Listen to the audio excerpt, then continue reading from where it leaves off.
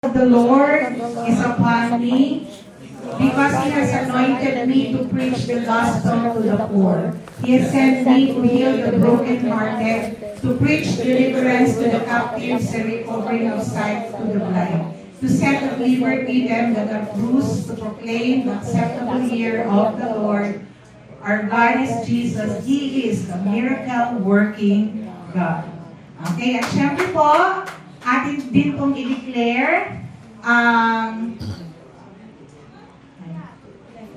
okay, ang atin pong JA1 culture, sabay-sabay po tayo, that I am a blessing, I am anointed, I am a deliverer, I am a good follower, I don't destroy, I build, I am not seasonal, I appreciate everyone and everything, I am part of something big, I am in partnership with Christ, and I'm not extreme.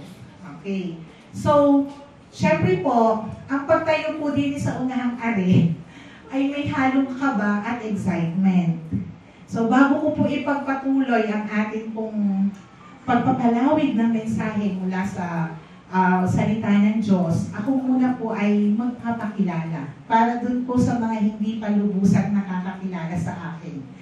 So, ako po ay si Eva Blanco. Asawa ko po si Ceres Blanco. Siya po ang aking kabila. Pero hindi po ako sigurado kung ako lang nasa puso niyan. Kasi ang lagi ko pong kahati ay ang kanyang mga kambing at papagayo. Yan po.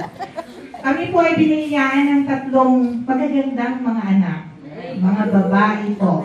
Yun pong ating worship leader kanina. Yun po ang aming panganay. At ang aming pong kadalawa, yung pong matangkad dyan, na feeling beauty queen ang tangkad. At ang aming pong bunso ay nasa labas. Ano po, ako po ay, kagaya ng sinabi ni Mami Bess, ako po ay isang guro sa Alangilan. Ako po ay grade 6 teacher. At syempre po, bakit ko po nasabi na may halong kaba at excitement? Kaba? Kasi po, ang pagharap sa crowd na kagaya nito ay hindi kagaya ng pagharap sa aking eskwela. Kasi sa loob ng classroom, ako ang reyna. Pero dito po, alam ko na merong mga nakikinig na merong mas higit pa ang kaalaman kesa sa akin. Lalo't higit kong ang pag-uusapan ay tungkol sa mga salita ng Diyos. Ano po? At excitement. Bakit po? Kasi this is my first time para po magbahagi ng mga salita ng Diyos. At kagaya nga po ng sabi ni Mami Bess, ipagkatiwala mo lang sa Kanya at ang lahat ay sunod-sunod na. Ano po? At syempre, ang nating gagawin, manalangin tayo, hingin ng wisdom at kaalaman. At alam ko na ako'y gagabayan sapagkat ang Holy Spirit ay nararamdaman ko na. Amen! Okay. So, bilang pagsisimula, dahil alam ko po na hinahangaan ko po ang dalawang ito, sila po ay, ang hinihiling ko po kay Lord ay kahit man lang, Lord, kalahati ng kanilang husay sa pagbabahagi ng mensahe makuha ko, Lord. Ano po? At dahil nga po sila ay laging nagsisimula sa isang question, tayo po ngayon ay narito ang katanungan. Let us reflect in this question. Have you ever faced a situation where everything seemed impossible? Meron po bang mga sitwasyon sa inyong buhay, sa ating buhay, na parang napaka-imposible ng lahat? Alam ko, nararanasan po ninyo. Kasi bawat isa sa atin po ay nakakaranas. Kagaya na lamang po ng mga testimonies kanina. Ano po? So ito pong question na ito, yung reflection na ito, ay maaari nating itanong. Ito po ba ay maaaring tungkol sa ating kalusugan? Ito po ba ay tungkol sa ating pangangailangan o direksyon sa ating buhay? Sa mga pagkakataong nararanasan natin ng ganito, ano po yung una nating ginagawa? Ano po yung una nating ginagawa? Yes po, Mami Check. Thank you so much. Siyempre po, ang una nating ginagawa ay ang manalangin. Sapagkat ang panalangin ay isang direktang komunikasyon sa Diyos. Pero minsan po, sa iba, sa halip na manalangin, ginagawa po nila yung mga solusyon na alam nila na yun ang tama. Pero dapat po, ang una bagay o sitwasyon ay ang tumawag sa kanya. And the rest, ibibigay niya. Ano po? Okay, ipinapaalala nito po sa atin na anuman ang ating pinagdadaanan, maaari tayong lumapit sa Diyos sa pamamagitan ng panalangin sapagkat siya ay tutugon sa tamang panahon at sa tamang pagkakataon. So, dito po sa question na to, ano po kaya ang aming title? So, ang ating pong title ngayong gabi ito ay The Miracle of Prayer when God answers. Ano po? So, pag sinabi po natin miracle, okay, miracle comes from the Latin word miraculo, which means a wonder or to be amazed. So, when we say miracle, isang milagro, isang kamangha-manghang pangyayari or sitwasyon. At usually, miracle is an extraordinary event that seems to go against the laws of nature or science, and it is often believed to be caused by divine power, like God or a supernatural force. People usually see miracles as signs of divine intervention, blessings, or something beyond human explanation. So pag sinabi natin pong miracle, milagro, ito po yung mga bagay na hindi nabibigyan ng paliwanag. Beyond our expectation, beyond our explanation. At kaya nga po sa atin sa JA1, meron tayong tinatawag na signs and wonders. Sapagkat sa JA1 po, mararanasan natin ang mga milagro na sa palagay natin ay mga bagay na hindi nangyayari pero nangyayari. Sapagkat ang imposible sa tao ay posible sa Diyos. Ano po? Okay. So, dito po sa ating verse na ito, sinasabi na, call unto me and I will answer you and tell you great and unsearchable things you do not know. Sa Tagalog po, tumawag ka sa akin at sasagutin kita. Ipapaalam ko sa iyo ang mga dakila at mahiwagang bagay na hindi mo pa nalalaman. Ano po ang ibig sabihin nito? Pinapaalala po ng talatang ito na ang Diyos ay handang makinig at tumugon sa ating mga panalangin. Ano lang po ang dapat natin gawin? Kinakailangan lamang natin lumapit sa Kanya at manampalataya, tumawag sa Kanya ng taimtim, magtiwala sa Kanyang kakayahan at sa mga milagro na kaya niyang gawin. Okay. So, prayer is a powerful tool given to us by God. It is our direct line of communication with Him, allowing us to express our praises, concerns, and desires. But beyond just speaking to God, prayer has the power to bring about miracles. So, sinasabi po dito na ang prayer, yun po yung ating pinakadirektang komunikasyon kay Lord. Kahit nasaan ka man, anumang oras, nasa CR ka man, nasa kwarto ka man, nasa jeep ka man, tumawag ka lang sa Kanya. At ikaw ay Kanyang maririnig. At sa Bible po, marami tayong halimbawa ng mga milagro na nangyayari o mga kasagutan sa mga panalangin. Okay. At ito po yung ating hihimayin ngayong gabi ito. Okay. So, ito po ay nagmula sa 2 Kings chapter 20 verse 1 to 6. In those days, Hezekiah became ill and was at the point of death. The prophet Isaiah, son of Amos, went to him and said, "This is what the Lord says. Put your house in order, because you are going to die. You will not recover." Hezekiah turned his face to the wall and prayed to the Lord. "Remember, Lord, how I have walked before you faithfully and with wholehearted devotion, and have done what is good in your eyes. And Hezekiah wept bitterly. Verse 4. Before Isaiah had left the middle court, the word of the Lord came to him. Go back and tell Hezekiah, the ruler of my people, this is what the Lord, the God of your father David says. I have heard your prayer and seen your tears. I will heal you. On the third day from now, you will go up to the temple of the Lord. I will add 15 years to your life, and I will deliver you and this city from the hand of the king of Assyria. I will defend this city for my sake and for the sake of my servant David.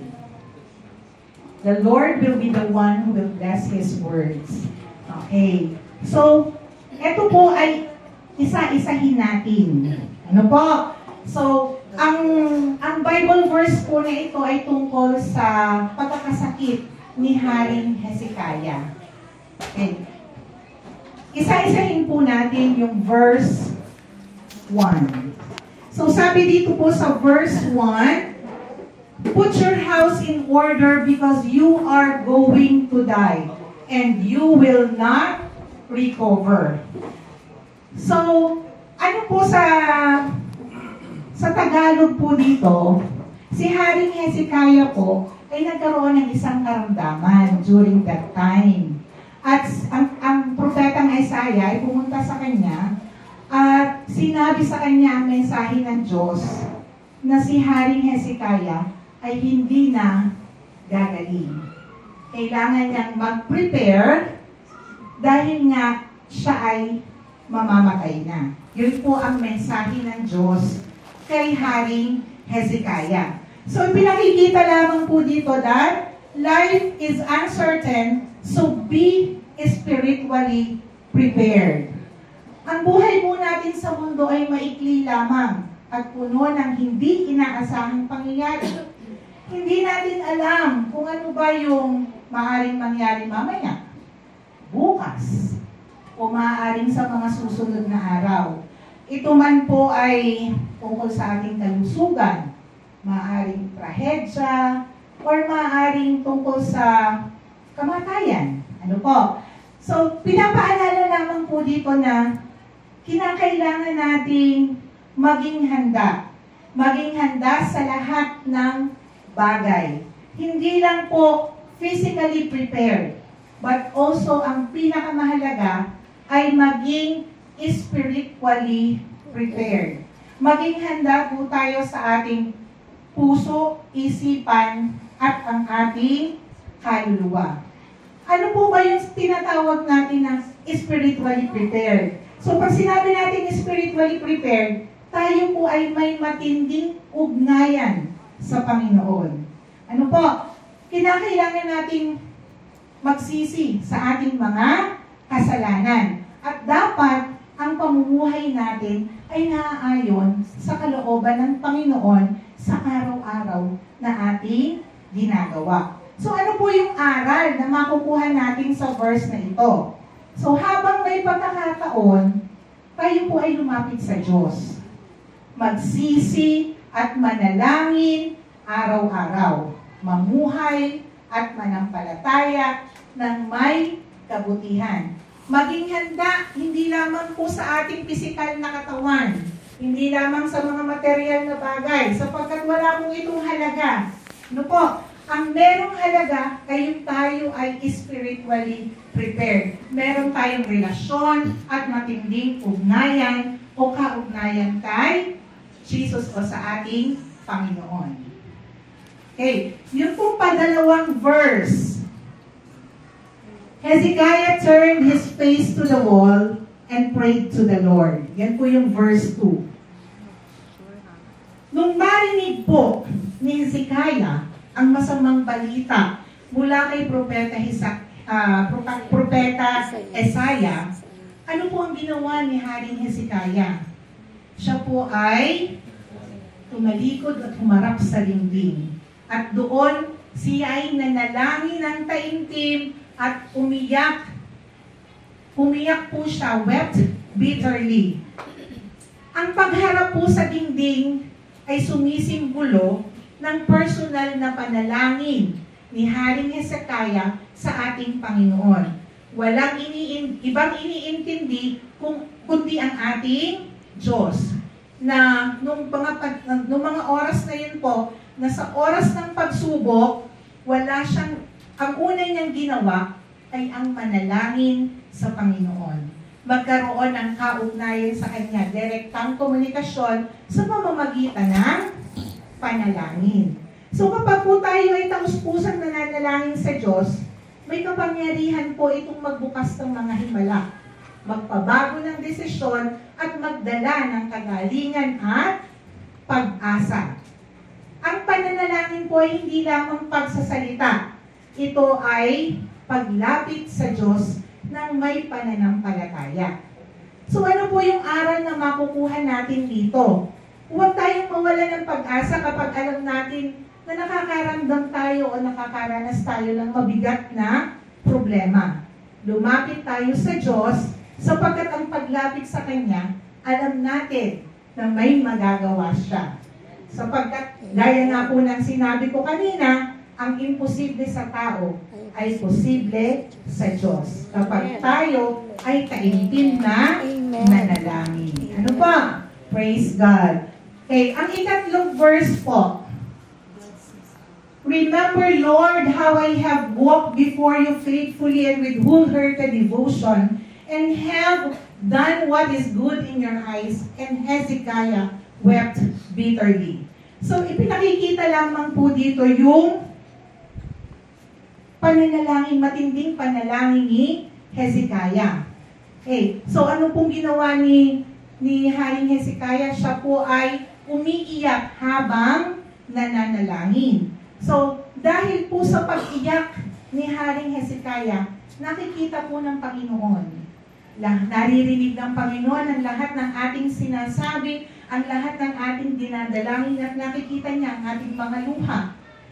Dahil sa kanyang pagluha, ano po? Dahil sa kanyang faithfulness, nakita ng Diyos iyon. At ang kapalit po noon ay isang himala. So, agad-agad, hindi pa po nakakaalis. Parang yun po ay nasa ano na. Yan. God's immediate answer. So, verse 4. Before Isaiah had left the middle court, the word of the Lord came to him. Go back and tell Hezekiah, the ruler of my people, this is what the Lord, the God of your father David says. I have heard your prayer and seen your tears. I will heal you. And on the third day from now, you will go up to the temple of the Lord. Okay. So, hindi po lingid sa kaalaman ng Diyos ang lahat ng ating mabubuting ginagawa. Kagaya po ng ginawa ni Haring Hezekiah. Yung pananalangin niya ng taimtim, yung pagluha niya, nakikita po yun ng Panginoon. So, ano po yung bago pa nakalabas si Haring Hezekiah sa loob ng palasyo, dumating na po agad yung kasagutan. Dumating na agad yung salita ng Panginoon. So, hindi pa man nakakalayo, tumugon agad ang Diyos sa mga panalangin ni Hezekiah. At ano po ang sinabi niya? Na siya ay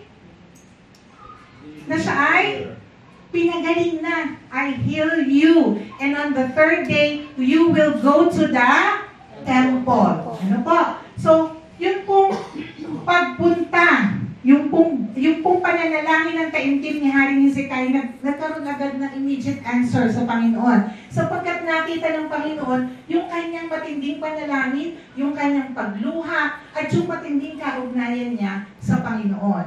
At dahil nga po doon, nagkaroon agad ng immediate answer or agad-agad na pagtugon.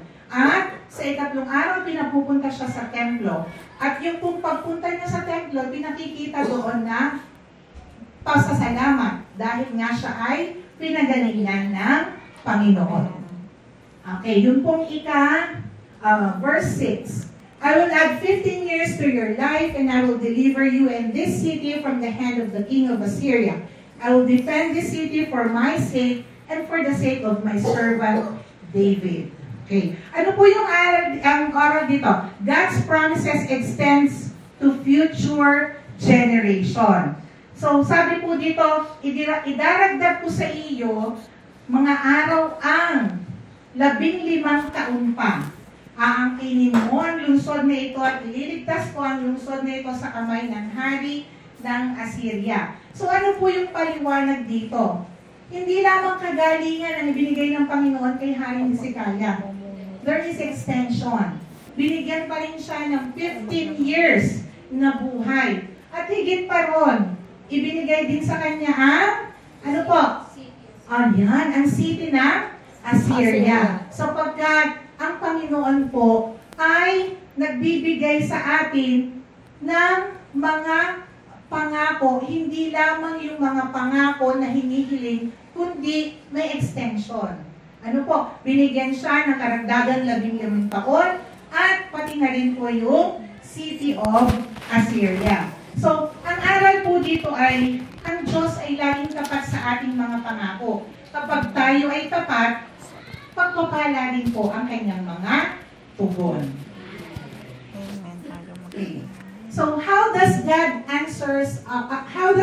answer our prayers? So, base po doon sa binasa natin kanina mga Bible verses, alamin po natin, paano nga ba sumasagot ang Diyos sa ating mga panalangin? So, una, para po madali yung matandaan, ginawan ko ng acrostic. Okay? So, yung po una, promptly. Or, sa Tagalog, ay agad-agad. Ano po? So, Matthew 14:30-31, when Peter prayed to be saved from drowning, Jesus immediately reached out to help him. So ito pong verse na ito, pinakikita na agad-agad na sumagot ang Panginoon. Bakit po? Kasi nung nalulunod na si Peter, tinawag niya, Lord, help me. At agad-agad, siya ay tinulungan ng Panginoon. Minsan sinasagot tayo ng Diyos sa ating mga panalangin agad-agad dahil ito ay naayon sa kanyang kalooban at sa tamang panahon. Halimbawa, tayo ay humingi ng protection or karunungan. Halimbawa, yung mga estudyante, humingi ng, Lord, give me wisdom. Ipasa mo po ako sa test na to. At pag chinikan yung test paper, o yung answer sheet, hindi lang pasa. Perfect pa. Ano po? Yun ang agad-agad na kasagutan. Kagaya kanina, Lord, give me wisdom. Parang nawala ang kaba ko. Yun. So, nandun agad yung agad-agad na kasagutan. Ikalawa po, God answers our prayer through redirection. Okay. Ano po yung redirection? Itinutuwid ang direksyon. Ano po?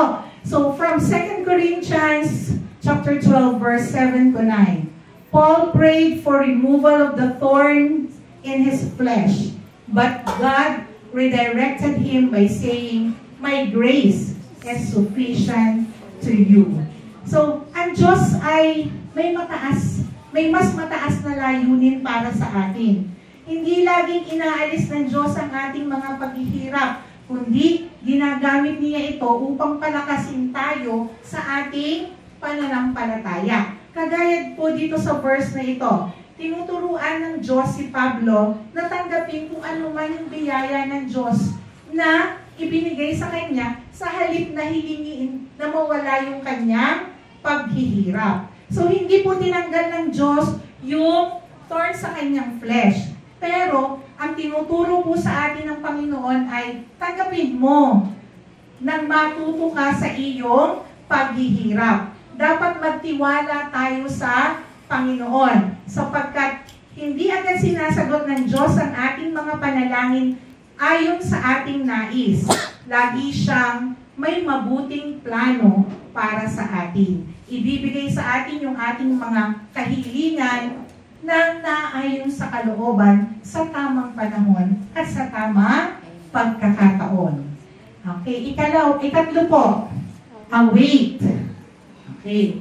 So, await, sa Tagalog po, maghintay. Ano po? Galing po sa awit 27:14. Sinabi ni Haring David, maghintay ka sa Panginoon, magpakatibay ka at magpakatatag ang iyong puso. Oo, maghintay ka sa Panginoon. Kapag po tayo ay nasa matinding pagsubok, sa halip na mainip o paghinaan ng loob, dapat tayong manalig at maghintay sa tubo ng Panginoon. Sapagkat, gaya nga ng sinabi ko kanina, may tamang panahon po para sa lahat ng bagay. Ang Diyos ay hindi tapat at hindi siya kailanman mahuhuli sa kanyang mga pangako. Minsan ang ating po mga panalangin ay hindi agad-agad sinasagot ng Panginoon. Tinuturuan po tayong maghintay. Sapagkat sa ating paghihintay, hindi natin alam yung kasagutan po ng Panginoon ay mas higit pa sa ating hinihiling. Okay, next po ay yes or oo. Oo na agad, para pong agad-agad. Okay, so ito po ay mula sa Marcos 10:52. At sinabi sa kanya ni Jesus, yumaon ka, pinagaling ka ng iyong pananampalataya. Pagkat nakakita siya at sumunod siya kay Jesus sa daan. Ito pong verse na ito, at ang talatang ito ay tungkol sa bahagi ng kwento tungkol kay Bartimeo. Si Bartimeo po ay isang bulag na matyagang naghihintay kay Jesus sa kanyang pagdaan sa Jericho. Sa kabila ng madaming pagpigil ng mga tao, mas matindi pa rin po yung pananampalataya niya at mas malakas pa yung kanyang isinigaw, ang kanyang panawagan na, Jesus, anak ni David, maawa ka sa akin, ako'y pagalingin mo. Tinawag siya ni Jesus at tinanong, ano ang nais mong gawin ko para sa iyo? Sumagot si Bartimeo, Guro, gusto ko kong makakita. At dito nga sinabi ni Jesus ang mga salita na yan, na dahil sa kanyang pananampalataya, siya ay pinagaling, agad siyang nakakita, at sumunod kay Jesus. So ang talatang ito po ay isang alaala na ang pananampalataya ay may kapangyarihang magdala ng pagpapala at pagbabago sa ating buhay. Kung tulad ni Bartimeo ay matibay ang ating pananalig, makikita rin po natin ang mga himala sa matindi nating pananampalataya sa Kanya. Next po is extend. Okay. Ano po ba yung extend sa Tagalog? Palawakin ang biyaya. Ano po? Kagaya po kanina kay Haring Hezekiah, hindi lang siya pinagaling, kundi may extension. Binigyan siya ng 15 years. Pati po yung city of Assyria. Dito naman po, 1 King 3:5-14. Humingi ka ng anumang nais mo at ibibigay ko to sa iyo.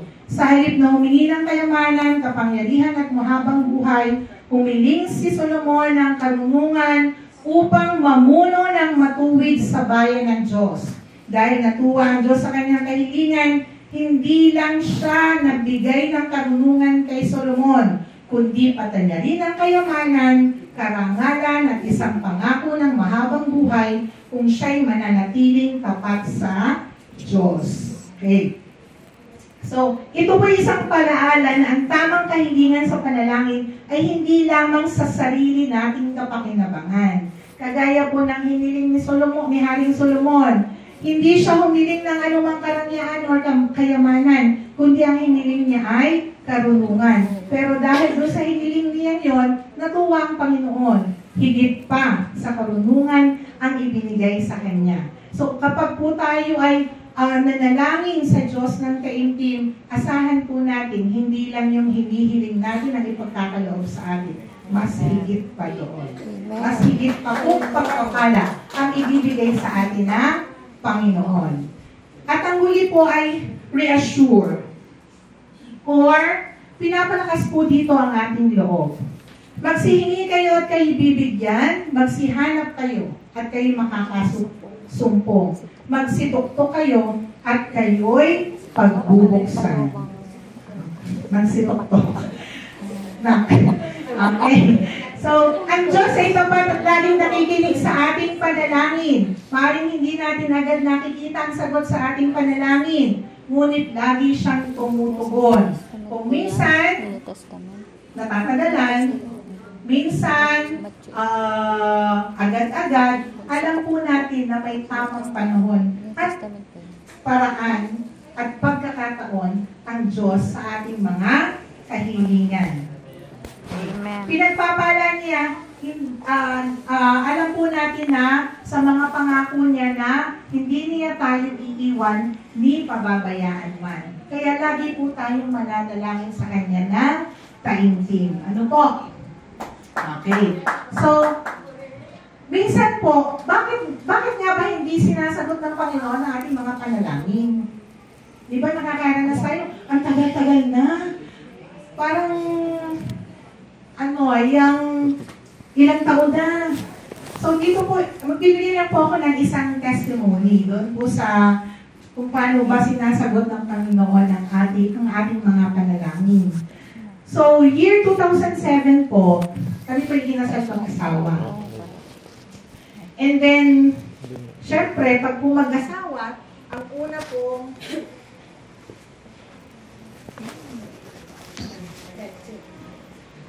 pong inihiling, hello. Siyempre, magkaroon po ng anak para mabuo po yung family. Ano po? So, year 2007, every month, tuwing dumadating ang menstruation ko, umiiyak po ako. Kasi hindi naman kami nakabuo. Ano po? So, matagal po kasi bago kami biniyayaan ng Panginoon ng anak. It took 4 years bago po kami biyayaan. At bago po kami biyayaan noon, dumaan po kami sa time na akala namin meron na. Yung pala, nire-redirect lang kami ng Panginoon. Bakit po? Kasi nag-positive ako, umuwi ang aking asawa, tuwang-tuwa, nasa biyahe. Unfortunate, tuwang-tuwa po, syempre, first time in. Nagpapacheck up po kami, pero dumaan po yung month, siguro po, isang buwang weekly nagpapacheck up kasi nga po delikado, at saka first time. Unfortunately, nawala din po yun. Kasi nga po, pinapaliwanag naman ng doktor na hindi yan mabubo kasi it was a blighted ovum. Wala po siyang heartbeat. So, iniiyak ko po yun. Kasi akala ko, Lord, akala ko ito nasagot sa aking mga panalangin. Ang tagal kong naghintay, ang tagal namin naghintay. Ginagawa namin, nananalangin kami, ginagawa namin kung ano yung tama, yung ano makakabuti para sa iyo. Pero alam namin na may iba ka, may dahilan ka, may tamang paraan, may tamang panahon na ibibigay ka para sa amin. And true enough, after 4 years, biniyaan po kami ng pangalan namin, si Serene. Ano po? At nakakatuwa naman po kasi malulusog. Tapos yung mga sumunod na taon, alam niyo ba po yung tinatawag na may extension, kahit hindi namin hinihiling, biglang may taon-taon na nabuntis. Kaya po kaya po kami natatawa dahil doon ay umiiyak ako kasi laging may mens. Tapos nung taon-taon na nagbubuntis, umiyak, Lord, tama na po. Lord, tama na po. Sabi kong gayon. Kaya po siguro kalabisan na humingi pa kami ng lalaki kasi ang hinihiling po namin ng Lord, kahit isa lang. Kahit isa lang. Pero ano po binigay ni Lord? Binigyan niyo po kami ng 3 babae. Hindi daw po, napakabuti na Panginoon sa buhay namin. Ano po? So, yun po ay, nandun po yung ating diniscuss kanina na matuto kang maghintay. Okay. Kasi may tamang panahon at pagkakataon ang kasagutan ng Panginoon sa iyo. Nandun din po yung redirect. Binigyan kami, pero nawala din. Yun pala, may iba pang ibibigay si Lord na mas maayos sa amin. At nandun din po yung extension. Bakit po? Kasi hindi lang isa, kundi 3 pa ang kanyang ibinigay sa amin. Okay po. So, ngayon naman po, yan. How to experience the miracle of prayer in your life. Paano nga ba natin mararanasan yung milagro ng buhay sa pamamagitan ng panalangin? Okay. So, una po, anong una natin dapat gawin? Pray with faith. Believe in God's power and promises. From Hebrews 11:6, and without faith it is impossible to please God, because anyone who comes to Him must believe that He exists and that He rewards those who earnestly seek Him. So, kailangan po nating manalangin ng may pananampalataya.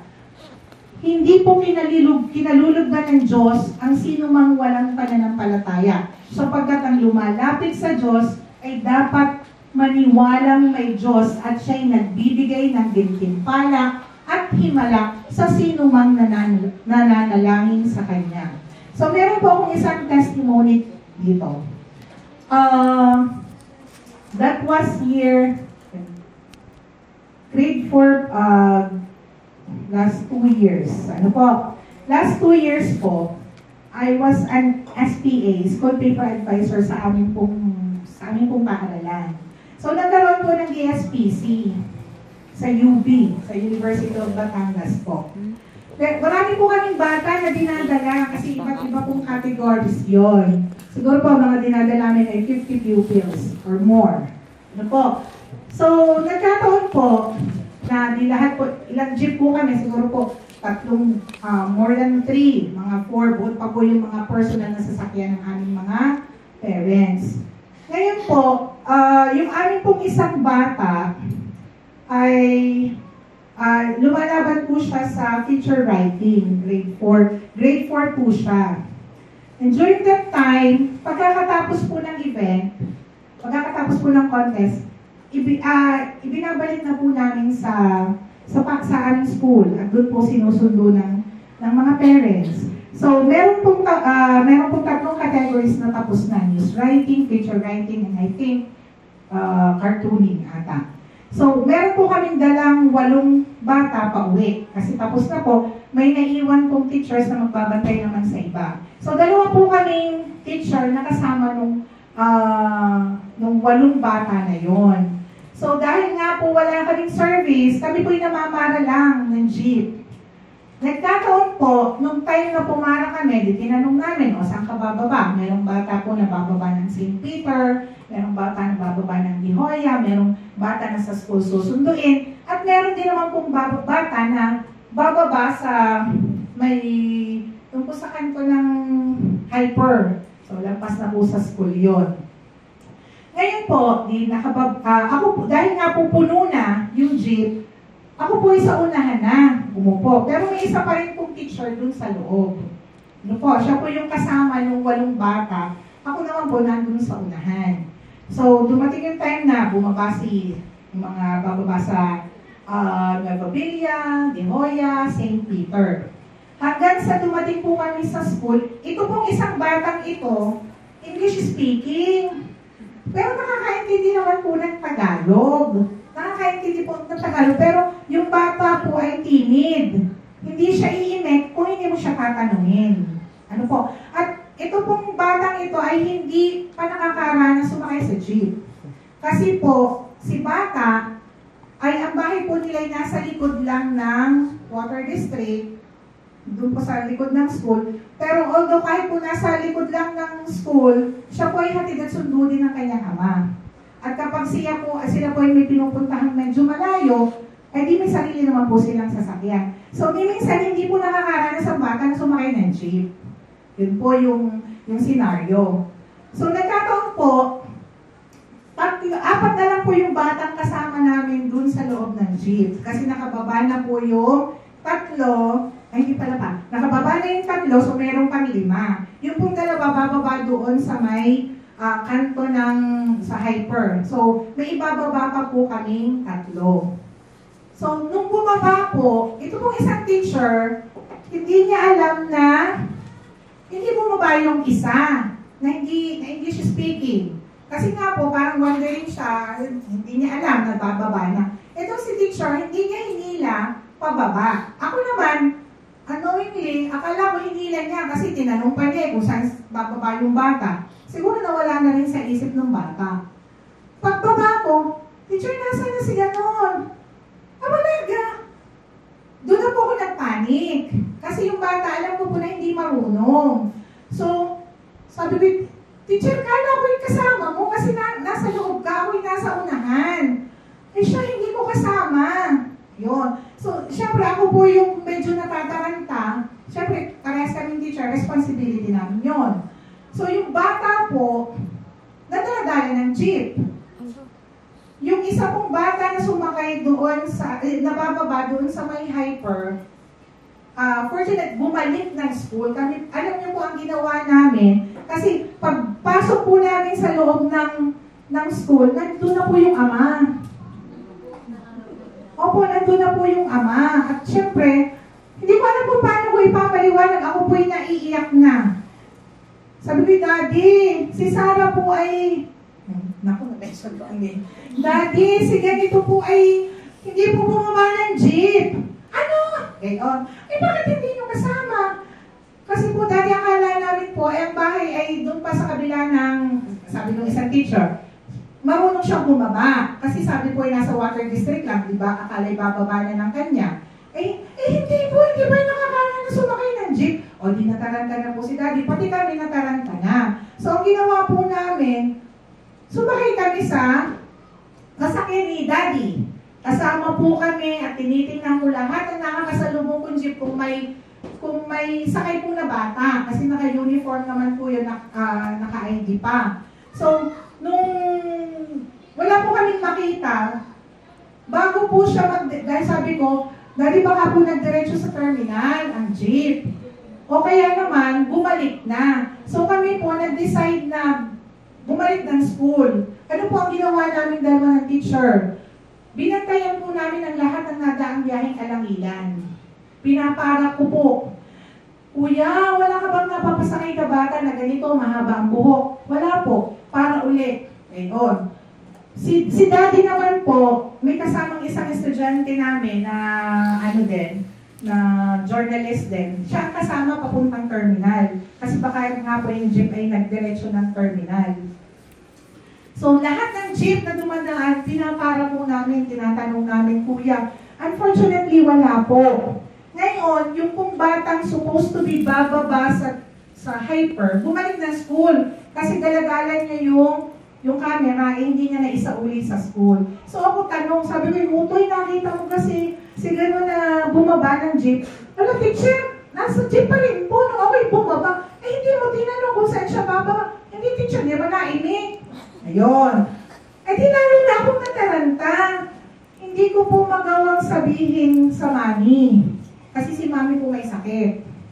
So, ang ginawa ko po, i-chinat ko po yung kumari ko na parent na friend din ng mami. Sa kanya ko po sinabi. Kasi, syempre po, po noong case na yon, in case na mawala po talaga yung bata.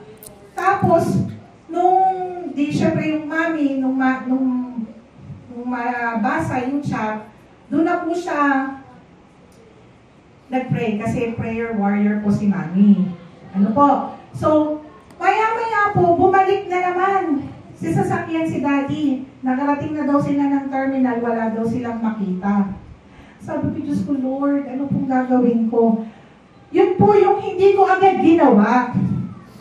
During that time, kasi kasamahan ko ng taranta, takot, pangamba. Ang ginawa namin, namara kami ng kamara ng jeep. So during that time, nung bumalik si Mami at alam na bumalik si Daddy at alam na rin ni Mami yung situation, ang ginawa ko po, pumunta po ako sa aking classroom. Doon ako umiyak. Doon ako humingi sa Kanya ng tulong kay Lord. Lord, gabayan niyo po ang aming eskwela. Hindi ko po alam kung nasaan siya ngayon. Padalhan niyo po siya ng libu-libong anghel para siya ay inyong iligtas. As in, umiyak po ako. Ako lang mag-isa doon, hinihingi ko ang kanyang protection dun sa aming bata na huwag pababayaan. Gabayan po yung bata kung nasaan man siya, magpadala siya ng anghel na tutulong dun sa bata. And true enough, nangyari po yung isang milagro. Kasi after po nung ako'y manalangin, tumawag po si Mami. Sabi niya, teacher, napakabuti mo. Kita ko kung paano ka manalangin. May tumawag, teacher. Sabi ko, saan po? May pinadalang anghel. Ako po'y kinikilabutan. May pinadalang anghel si Lord para tulungan ang aking anak. Alam niyo po, ang aking anak simula terminal, naglakad hanggang Kabilos. Hanggang Kabilos po. Yung bata po'y walang kaalam-alam. Sa halip na pabalik, kaya po pala hindi makita ng ama. Kasi hanggang terminal lang siya, and then bumalik siya. Ito po kasing jeep na sinakyan, sa halip po na bumalik, ang ginawa po, pinababa yung bata, at siya daw ay uuwi na at gutom na. Ayun. So si bata po, lakad lang siya ng lakad. Kasi nga po, yung bata po ay hindi pa nga nakakarating. At true enough, meron pong anghel na pinadala ang Lord. Alam niyo po kung sino, yung meron daw pong lalaki o nagtitinda doon sa tapat ng Kabilos at nakita niya yung aming estudyante na parang naglalakad na takot at gutom na gutom. So ang ginawa po noon, lumiban po siya kasi napakadelikado po ng kalsada doon doon sa may Kabilos, may mga aksidente na pong nangyayari doon. Ang ginawa niya, lumiban siya at itinawid yung aming estudyante. At doon sa taong tumulong po na yun, siya po yung nagtanong kung ano po yung number ng bata at buti na lang po ang bata ay may number na nakasulat sa notebook. Doon po nalaman ni Mami na nakita na yung kanyang anak. So during that time, nung sinabi ng Mami, napakabuti ng Panginoon. Salamat po, teacher, sa inyong panalangin. Alam ko po, nakita ko po ang inyong panalangin. At nabanggit po sa akin ni Mami, na yun po tumulong sa kanya, parang guard daw po ng JA1. So, pinuntahan ko po noong linggo. Pinagtatanong ko doon. Wala naman daw po sila.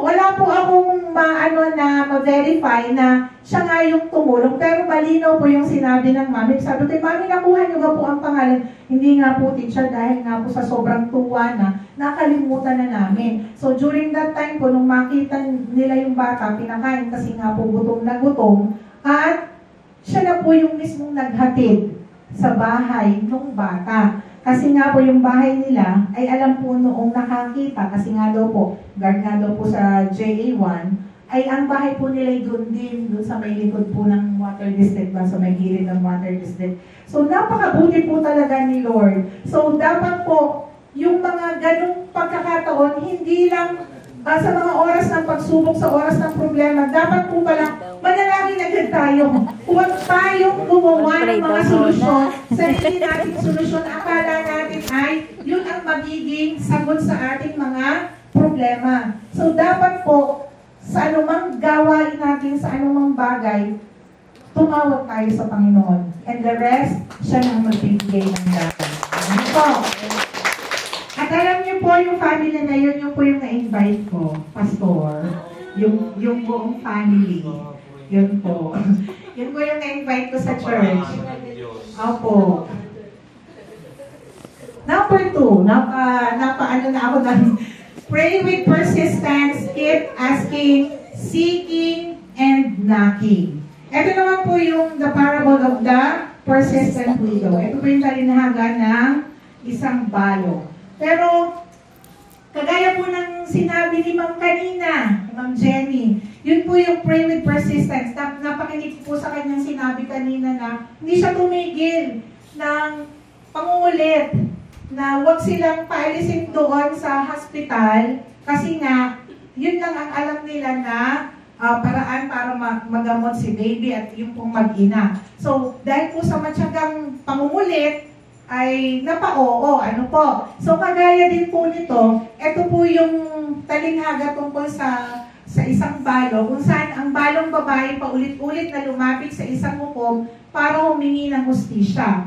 Kahit ang hukom ay hindi makatarungan, napilit siya ng babae dahil sa kanyang pagtsatsaga. So, kahit hindi po makatarungan yung hukom, binigay din po yung gusto ng persistent widow. Bakit po? Dahil sa kanyang pagtsatsaga, pamumulit. So kung ang isang hindi makatarungang hukom ay gumilk in dahil sa paulit-ulit na paghingi lalo na po kung tayo ay hihingi sa ating makatarungang Panginoon. Ano po? Kung tayo ay magiging matyaga sa ating pagtawag sa Kanya, huwag kayong mag-alala. Ibibigay niya ang ating mga kahilingan. Huwag tayong sumuko kahit anumang dumarating na pagsubok ang sagot. Basta ang patuloy nating gawin, patuloy tayong manampalataya at manalangin sa Kanya.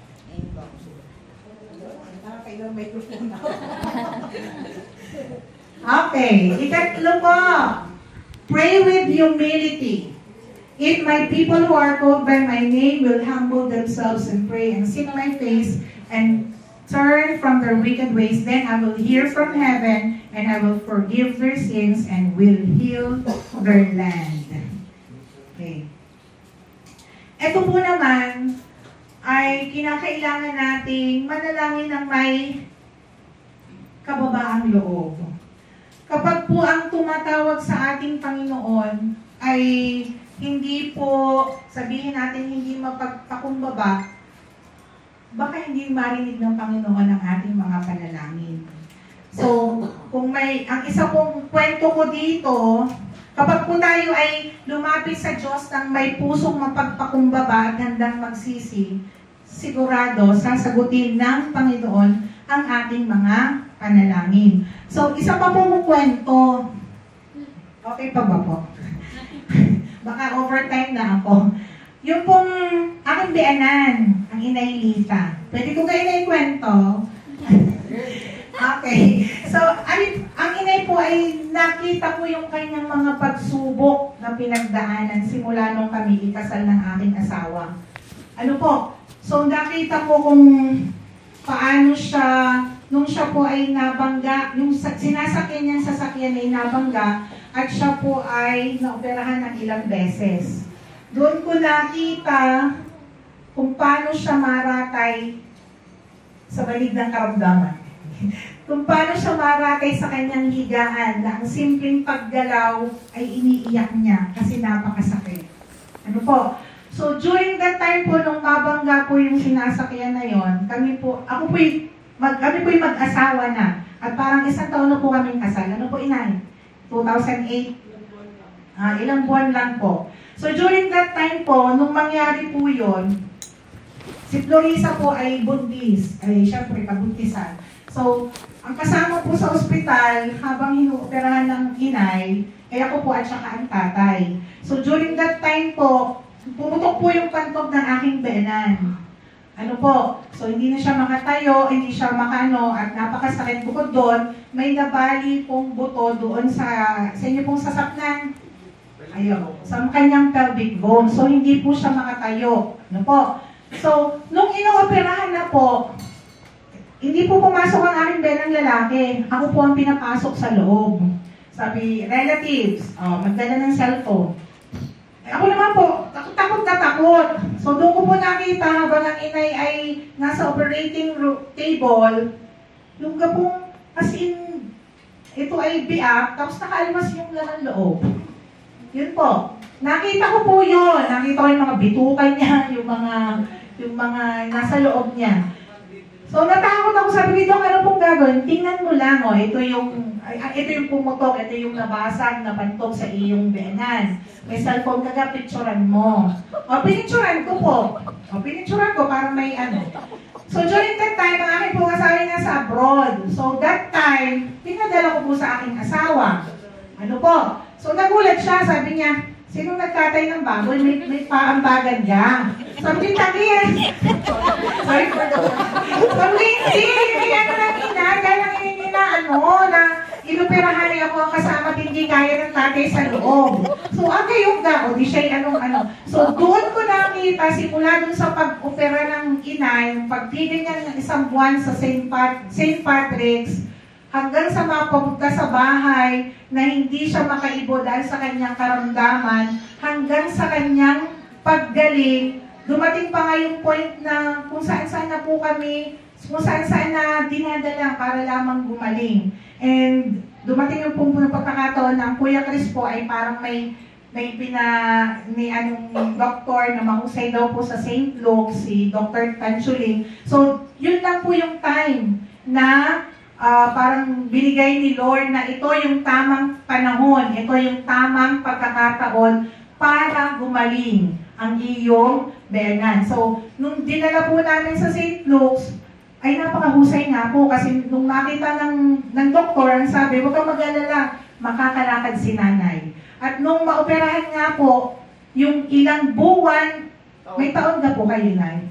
Ayan, yung ilang taon na iniratay niya sa higaan na hindi siya makakilos, hindi siya makatagilid, hindi siya makaibo, ay sa pagpunta po namin doon sa St. Luke's, gumawa ng paraan si Lord para maibigay yung kagalingan na hinahanap ng aking benan. Ano po? Dahil po yun sa matinding pananalangin, hindi po tumitigil. At alam niyo naman po kung gaano kagaling tumawag sa Diyos ng aking ina. Sa galing po niyang manalangin, yan po yung pagkakagising sa umaga, huwag niyo po maabalahin kasi may devotion time po yan. Kahit kayo magtawag dun sa baba, hindi yan bababa. May ilang oras siyang may me time kay Lord. Ano po? Yun po ay nandun sa taas at siya ay talagang nananalangin. So kasama na kaming lahat na kanyang mga anak sa kanyang mga panalangin. Napakabuti po ng Panginoon sa buhay ng aking benan. Okay, yung pong ika-apat ay pray with pure heart. So sinasabi po dito na we have to remove any barriers of sin. If I had cherished sin in my heart, the Lord would not have listened. So, ano pong sinasabi dito? Kinakailangan nating manalangin ng may malinis na puso. Sapagkat kung halimbawa, ikaw na nananalangin, ay hindi marunong magpatawad sa iyong mga kaaway o mga nagawa ng masama, maaaring hindi dinggin ng Panginoon ang iyong panalangin. So bago manalangin, hilingin muna natin sa Diyos na linisin ang ating puso upang walang humadlang na anumang koneksyon sa Kanya. Next po ay pray with surrender. Trust that God's answer is always for our good, even if it is not what we expect. Praying with surrender means submitting your will to God's will and trusting Him with the outcome of your prayers. It's about recognizing that while you can bring your requests and desires to God, ultimately, you're allowing Him to make the final decision on how things unfold. So, sinasabi po dito na ang tunay na pananalangin ay hindi lamang paghingi ng gusto natin, kundi ang pagpayag ng ang Diyos ang masusunod. Kapag po tayo ay sumusuko sa Kanyang kalooban, ipinakikita natin ang pagtitiwala na ang plano niya ang pinaka-mabuti. So sa ating pong pananalangin, dapat pag tayo nananalangin, ang ating dinadalangin hindi lang yung para sa ating kabutihan, kundi kung ano po yung kalooban ng Panginoon para sa atin. Minsan hindi natin agad naunawaan ang sagot ng Diyos, pero kapag tayo buong pusong nagtitiwala, mararanasan natin ang kapayapaan at himala sa tamang oras. Ano po? Yan. Nasa conclusion na po tayo. Medyo malapit-lapit na. The miracle of prayer is not just about receiving what we ask for, but about deepening our relationship with God. Sometimes He answers immediately, like in Hezekiah's case. Other times, He asks us to wait or provide a different answer that is even better. But one thing is sure, God hears every prayer and His power is made evident when we trust Him completely. Ano po? So yun po yung, ay, hindi ko na nasabi yung testimony ko sa aking asawa. Abot pa po. Hindi po, isisingit ko lang. Okay, yung pong aking asawa ay naoperahan noon sa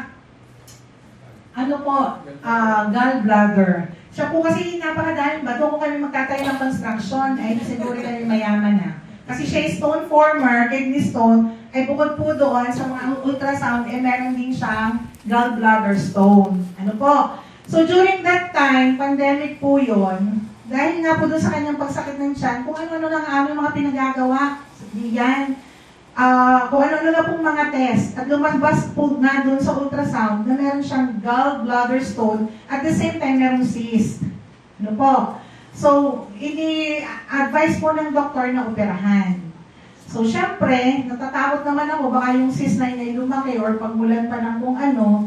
At ako po kasi ay operado na rin sa gallbladder. At alam ko, pinagdaanan ko yung hirap at sakit tuwing siya ay, yung parang nati-trigger, lalo na kung pag kumakain ng taba. Ano po? So, during that time, so, ini-advise nga po ng doktor na operahan. So, di kami po ay sa Bawan Doctors Clinic kasi bakit po doon? Kasi medyo mura po doon pag nagpa-opera. Okay, doon po kami nagpa-admit. So, sabi po ng doktor, pinapili kami kung yung lithotripsy, yung kung pinuputasan lang na parang may camera. So, yun po ang aming pinili.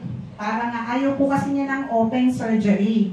So, kasi yung akin po'y gano'n, laparoscopic. Ano po? Ang lithotripsy pala yung sa kidney. Sorry, ang dami kasi ginagawa dyan. Nagulo na ako. Yung laparoscopic po. So, gano'n. So, thank you po, Doktora. Yan. Sa laparoscopic po yung in-advise ng doktor kasi nga po, ayaw nga po niya ng open surgery. So, syempre, bago po yung kanyang operation, may nag-attend po muna kami sa church. So, sa church po, pandemic po yun, pero may church na yung parang later part po ng pandemic. So, doon po sa time na nagkakaroon po ng seed offering, nag-offer po ako doon. Sabi ko, Lord, ito po ay para sa, kung uoperahan po ang aking asawa, nawa po ay malampasan niya ng matiwasay, at huwag niyo po kami pagagastusin ng napakalaki. Yun po, kasi binigyan po kami ng quotation, ay ganun daw ang magagastos. So, ako po yung nag-seed offering doon. Naniniwala ako at nagtitiwala na igagawin si Lord para sa kanyang operation. So, noon pong time na yon, pumasok na po siya sa operating room. Kasi nga po sa kanyang ultrasound, meron nga pong cyst at saka ang gallbladder stone. Habang siya nasa operating room, tumawag po ako sa aking beanan, tsaka kay Tita Mero, please pray po. Sabi, ang sagot naman ng aking beanan, alam na ni Lord ang gagawin. Na ipag-pray ko na siya na ang bahala. So ako po habang nasa operating room, ako po yung nanalangin din. Sabi ko, Lord, ikaw na po ang bahala. Ikaw po ang gumawa. Sumalit ka po sa mga doktor na mag-o-opera sa kanya. So, nung matapos po, tinawagan po ako ng doktor. Pinakita po sa akin, sabi po sa akin ng doktor, Mrs., bakit po, wala po kaming nakitang gallbladder stone. Sabi ko, Dok, bakit po nangyari yun? Hindi ka po sa ultrasound. Wala rin yung cyst. Sa ultrasound po yung meron. Yun nga po ang pinagtataka namin. At isa pa po, before that po, sabi, di nga po kayo nag-seed offering na huwag kaming pagagastusin ng malaki. Sa halip po na, nung palang time na yon, nasira po yung machine. So sabi ng doktor, naku, nasira po yung machine. Ay, itutuloy po ba natin ang open surgery? So, dahil nga po natatakot na rin, nandun na, napakadami po kasi proseso pag pandemic, magpapaano ka pa, magpapaswerte, mag-iintay ka pa ng buwan kung ilang gayon. Sabi namin, siya, idiretso na po niya sa open surgery. At nung nandun na nga po, nung ma-opera na, nagtaka po talaga kami. Wala pong gallbladder stone, wala ding cyst. Sabi ko, Lord, salamat po. Although, naoperahan ng aking asawa, ay wala pong nakita, pero dapat po yung ultrasound muna. Siguro po, yung calling ni Lord, parang nagbigay po siya ng sign na nasira si machine, huwag mo nang ituloy. Dahil nga po na ando na kami sa ospital, di siguro po, yung isip namin na ituloy na nga, para wala na, tapos na kung ano man ang problema. Pero maniwala po kayo, may ginagawa ang Panginoon. Kapag po tayo ay nanampalataya sa Kanya. And true enough, yung pong gastos, hindi po umabot sa ganon. So, konti lang. Kasi nga po, hindi na po laparoscopy. Ano lang, butas lang. Na-open lang. Pero, sa biyaya ni Lord, okay na naman po. Still alive and kicking. Ano po? Ayan. So, yun po. Sinasabi lamang po dito na ang mga himala po ng Panginoon sa ating mga panalangin ay hindi lang paghingi kung anong gusto natin, kundi ito po isang relasyon natin sa Panginoon. Isang direktang komunikasyon sa Kanya. Minsan, sinasagot ng Panginoon ang ating mga panalangin agad-agad. Minsan naman, hindi. Tinuturuan tayong maghintay. Pero sa kabila po ng lahat ng ito, huwag po tayong mawawala ng paniniwala, ng pagtitiwala at pananampalataya sa Kanya. Ayan. So, malapit na po tayo. So, let us reflect in these questions.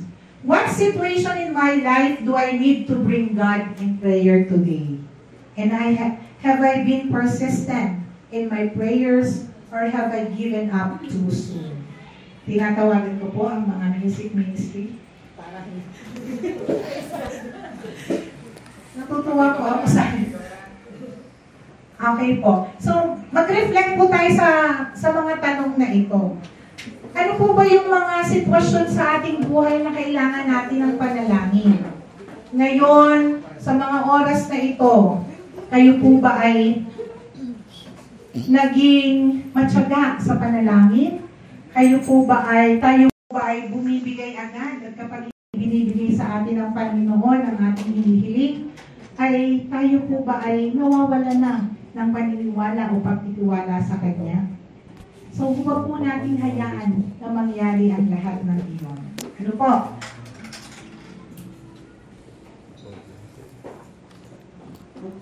Okay, sige po. Inaanyayahan ko po ang lahat na yumuko, pumikit. Isipin niyo po na nandito ang Panginoon sa ating harapan. Kausapin niyo po siya. Sabihin niyo ang lahat ng gusto niyong sabihin sa Kanya. Ang lahat ng inyong mga hinaing, ang lahat ng inyong mga daing, ang lahat ng inyong mga problema. Ama namin nasa langit, sa katahimikan ng sandaling ito, lumalapit po kami sa iyo ng buong puso, buong isip, at buong kaluluwa. Ikaw ang Diyos na kailanmay hindi natutulog, ang Diyos na laging nakikinig, kahit sa mga panalangin hindi masabi ng aming mga labi, kundi sa sigaw ng mga puso naming pagod at nangangailangan. Salamat po Panginoon sa himala ng panalangin, na kahit ako man po o kami man po ay makasalanan, pinakikinggan mo pa rin po kami. Salamat sa mga oras na sinagot mo ang aming mga panalangin, sa mga sagot na dumating sa tamang panahon, sa mga paraang hindi namin inaasahan. Ngunit higit, mas higit pa sa aming hinihiling. Panginoon, hindi ka man namin palaging naunawan ng iyong mga sagot, pero alam namin ikaw ay tapat. Kapag sinasagot mo kami ng oo, natututo kami magpasalamat. Kapag hindi muna, natututo kami maghintay. At kapag hindi, natututo kami magtiwala na may mas mabuti ng plano para sa amin. Itanim mo po, Panginoon, sa aming mga puso ang pananampalataya. Pananampalatayang hindi nakabase sa aming nakikita, kundi sa pagkilala kung sino ka talaga. Isang Diyos na mahabagin, mapagpatawad, at laging kumikilos para sa ikabubuti mabuti ng lahat.